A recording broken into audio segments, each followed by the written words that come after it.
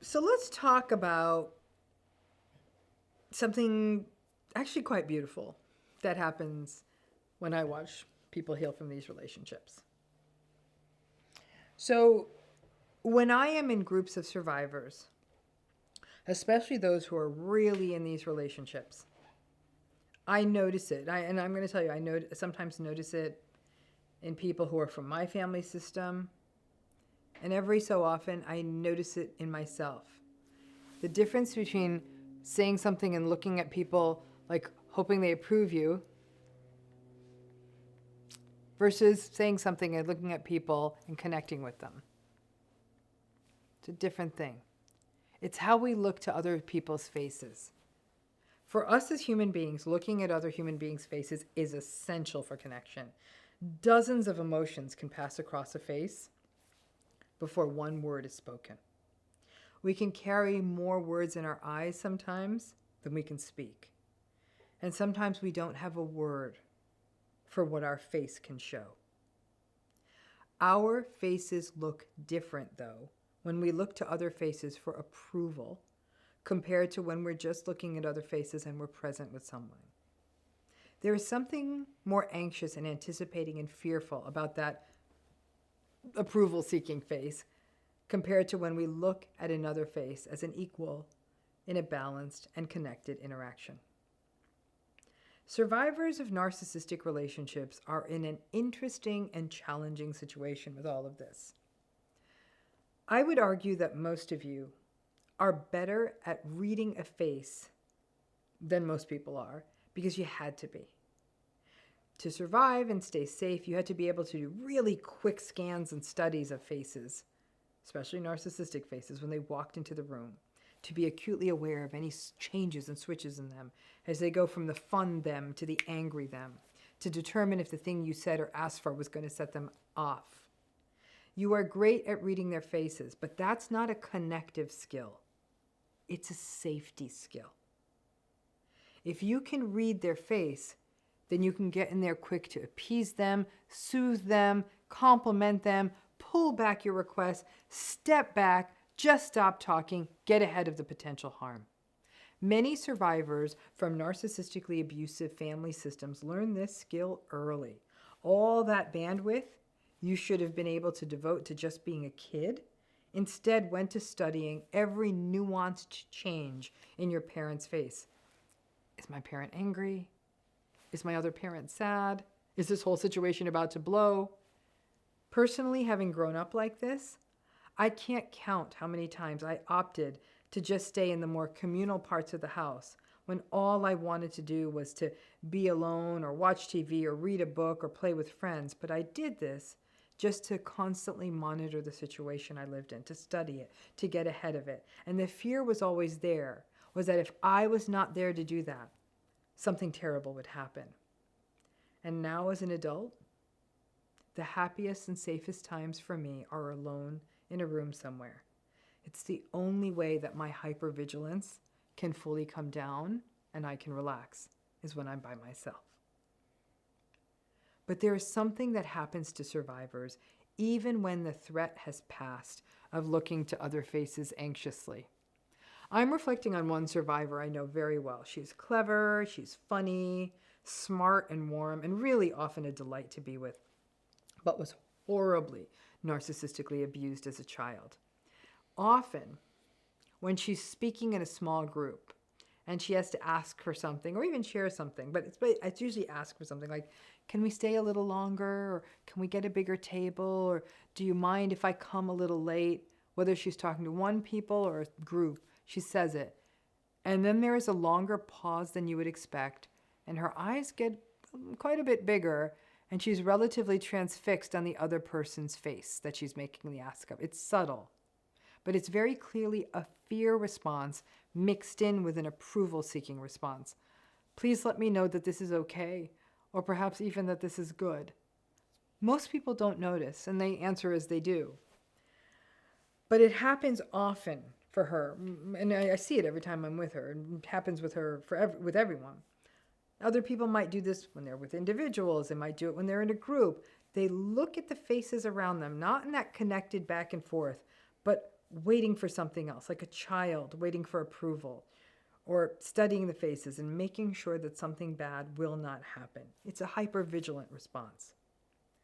I have also had this happen often with clients who are in the early phases of recovery, and I know we are getting somewhere when that starts to switch. It's less of the anxious studying of my face and the just being themselves, but still looking at me. But the look changes. It's less anxious kid wondering if their mother likes what they did, and more other adult just with me sharing something with me. That's the evolution.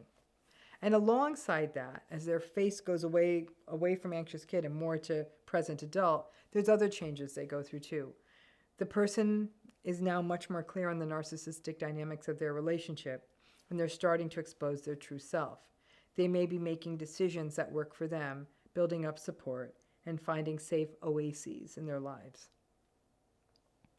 Let's be honest, other people are scary after you've been through a narcissistic relationship, because you know what's possible with them, and you know also that a lot of this stuff is subtle. You may have blamed yourself for a lot of it, and you know and you really can believe that people turn on a dime. So you become and remain vigilant. You may have some fear of being abandoned or rejected that comes from the many times the silent treatment was thrown at you, and you're trying to avoid that. You may even suppress your emotion. And now it shows on your face, because that has... You suppress your emotion and how it shows on your face because that's been attacked and criticized so many times. So when you look to the face of the other, it's more anxious and waiting, anticipating, instead of just being. And healing is the being, the natural emotions on your face showing. Being able to fully be present with someone without it being you anticipating something bad, but being able to just listen, interact, and have a reciprocal exchange. And this, when this does happen, can feel like a miracle for a survivor, to have a fully human, present interaction. Listen, not everyone is healthy, and you may find that sometimes something about a person or an interaction takes you back to that old mode of anxious, vigilant anticipation. Don't ignore that part of you. Check in with your body, especially if there are places you do have in your life where you are just able to be present with someone else in a moment.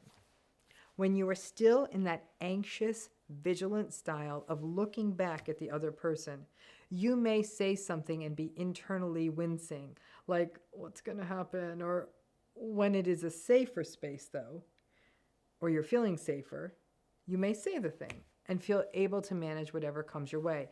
That lack of safety can also affect sort of how your face shows up. But this is why having healthy social spaces is so essential to healing. Those places where you can be you, take chances, and where everything is not so catastrophic, where one misplaced word doesn't mean that you're going to be raged at or discarded. Those places let you allow that true reciprocal and social face to shine through, and be kind to that part of you that is anxious and vigilant and staring back in encounters in an anticipatory way or in a sort of approval hoping way. It's protective. It always has been. So explore that part of you. Be curious about it. Recognize what it did for you, but also that has served its time. It's likely a very ancient part of you. It did its job well and protected you. But it's moved on. That little anxious protector part of me is very much alive, and it wanders in whenever I feel like an imposter.